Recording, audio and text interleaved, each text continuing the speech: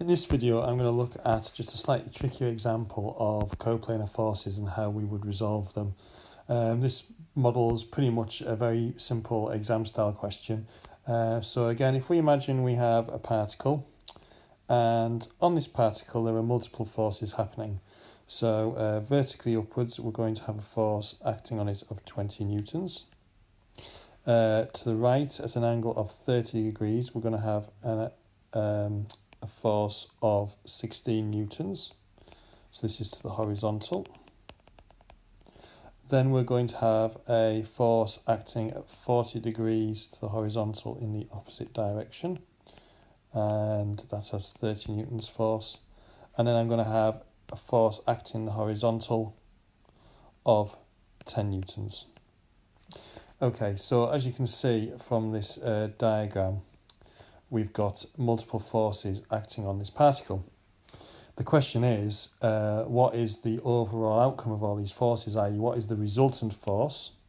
This is where is the force actually acting, and what is the angle to the horizontal that it's acting at. And in most situations, you'd be asked those two questions: the resultant force, the overall force that's acting on the particle, and the angle to its horizontal. Sometimes vertical, but we'll look at horizontal today. So the first thing is to start looking for my right angle triangles, and I have two forces here that are actually at an angle to the horizontal, and it's the 16 newtons. So I would have two components here that make up that 16 newton force in the horizontal and vertical. And I also have the 30 newtons. Now this is a little bit tricky because there's already a force acting along the horizontal, so I need to be careful there. So the first thing I need to do before I even look at resolving in the horizontal and vertical for the whole system is to work out these component parts, because as they are, they're no use to us. They're neither in the horizontal or vertical. So if you recall from part 1, I have a sine and a cos component here, which doesn't change as long as your angle always remains to the horizontal.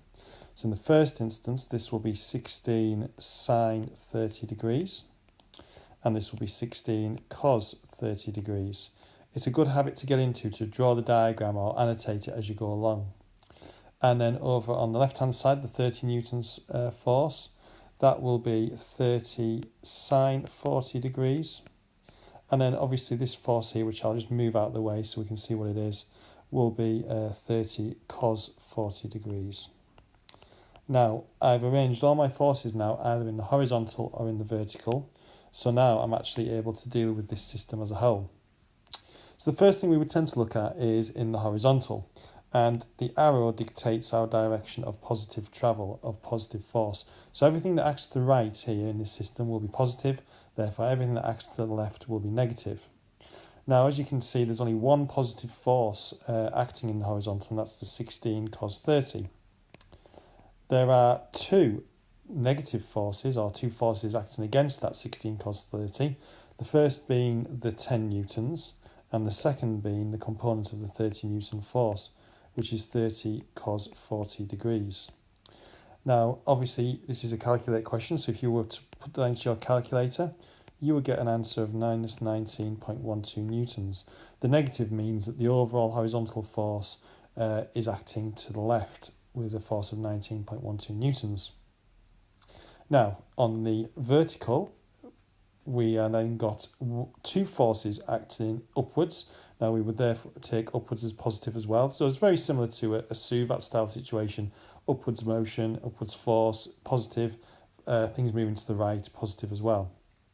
So our first upwards force that I'm going to deal with is the 20.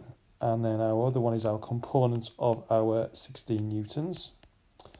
And finally, we've got one downward force, which we're going to denote as being negative because it's acting in the opposite direction, is the minus 30 sine 40 degrees. And putting that into a calculator should give you 8.72 newtons. Now, the reason why I always do all my components to the horizontal is that then all my horizontal components will be cos, and all my vertical resolving will be sine, and there's no mix-ups there. Some people are resolving the vertical for one and the horizontal for the other, but I think that can lead to very silly mistakes. So overall, in the horizontal and vertical in this system, we've got two forces acting.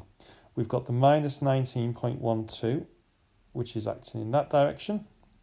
So I'll put that as 19.12 because I've put my arrow in showing direction.